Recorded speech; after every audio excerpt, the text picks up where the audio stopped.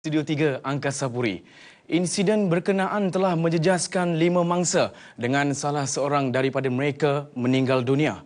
Serentak dengan itu, tindakan menutup taman rekreasi itu diambil serta-merta dan ia akan dibuka semula selepas didapati bebas daripada penularan penyakit kencing tikus. Laporannya bersama Siti Zainab Abdul Syukur. Dalam tempoh 2 tahun, taman rekreasi ini sekali lagi ditutup untuk kali kedua akibat penularan virus kencing tikus. Ketika ini, kerja-kerja pembersihan giat dijalankan Jabatan Perhutanan Negeri Sembilan selepas arahan dikeluarkan Jabatan Kesihatan Negeri. Jabatan Perhutanan Negeri Sembilan kita akur dengan arahan daripada Jabatan Kesihatan Negeri supaya kita menutup sementara Tanah Lipo ini bagi tujuan pembersihan dan juga pemantauan oleh Jabatan Kesihatan untuk mereka menjalankan kajian di sini lah untuk dari segi apakah sampel air dan juga tanah sama ada nak menentukan adakah benar berpunca daripada sini.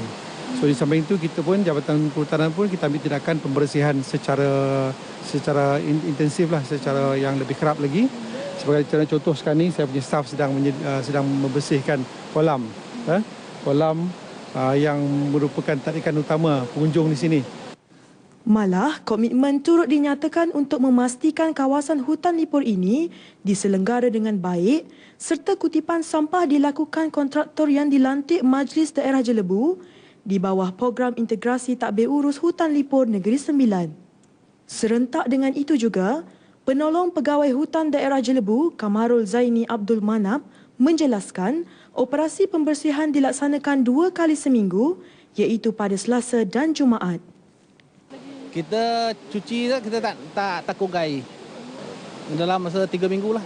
Selepas dapat maklumat daripada kesihatan untuk bersih lah. Mana pejabat kesihatan dia akan ambil sampel air setiap di 2 kali lah. 2 kali dia ambil, mana 2 tempat lah dia ambil selalunya. Dia ambil, dia akan pastikan katanya kalau dia cakap tak ada bebas dari virus tu, okeylah kita akan buka balik lah pada pengunjung. Bagi melaksanakan kerja-kerja pembersihan ini, pembantu awam diberi tanggungjawab untuk memastikan kolam berkenaan selamat dan memberi keselesaan kepada pengunjung. Dalam proses pembersihan ini kita lakukan selama 1 minggu dalam 2 kali lah.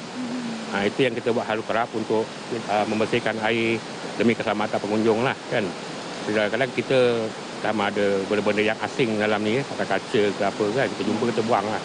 Cabarannya kalau kita macam sampah ni macam dulu perhutanan pembersihan, sekarang ni dah swasta kan. Kalau dulu ni tentang sampah dia kita kena angkat bawa keluar lah. Ada tong besar kat luar tu kita buang sana lah. Macam segi pembersihan ni pipe dia lah kan.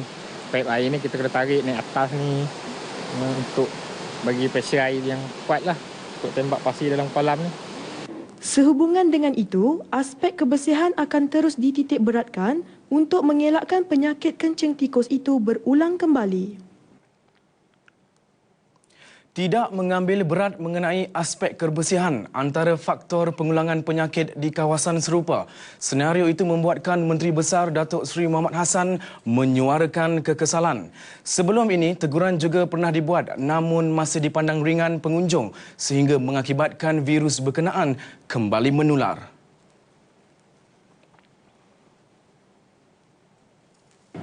Saya dah banyak kali cakap lah kan, tempat-tempat ekoturism ni kita jagalah. Dah makan kita bungkus balik dan buang di tempat yang telah pun disediakan. Kadang-kadang bila kita pergi lepas hari Minggu, ujung pada petang hari Minggu, kadang-kadang pemandangan di situ amat tidak menyenangkan, berselerak dengan sampah, bekas-bekas makanan. Saya tak faham sikap setengah orang yang langsung tidak mengambil kira dan tak mempedulikan keadaan sekitar. Dan dia akan menyebabkan perkara-perkara seperti penyakit kencing tikus ini berlaku. Sebab pembuangan bahan sisa makanan ini, dia akan memberikan tempat sebagai pembiakan kepada binatang seperti tikus dan lain-lain. Kawasan persekitaran seperti taman rekreasi itu menuntut penjagaan yang lebih rapi memandangkan virus berkenaan boleh mengancam nyawa jika tidak diberikan rawatan segera. Demikian reaksi Timbalan Menteri Kesihatan Datuk Seri Dr. Hilmi Yahaya berhubung penyakit ini. Jadi saya nak nasihatkan supaya kita jaga kawasan riadah kita, kawasan piknik kita supaya bersih. Jangan ada makanan buangan situ. Kalau kita makan, tinggal kita buang sampah, buang makanan itu, tikus akan datang. Jadi kita tolong jaga kebersihan di kawasan-kawasan riadah ini. Sikap tidak ambil peduli, tidak menjaga kawasan persekitaran terutama lokasi riadah mengundang kesan negatif dan boleh mengancam nyawa.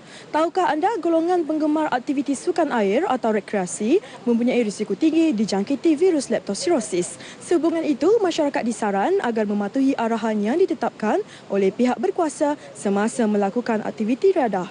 Laporan Siti Zainab Abdul Syukur dan juru kamera Aziz Zubair untuk RTM. Setakat ini sahaja laporan semasa dari Negeri Sembilan. Kembali semula ke Angkasa Puri bersama rakan tugas untuk laporan lain dalam N5. Silakan.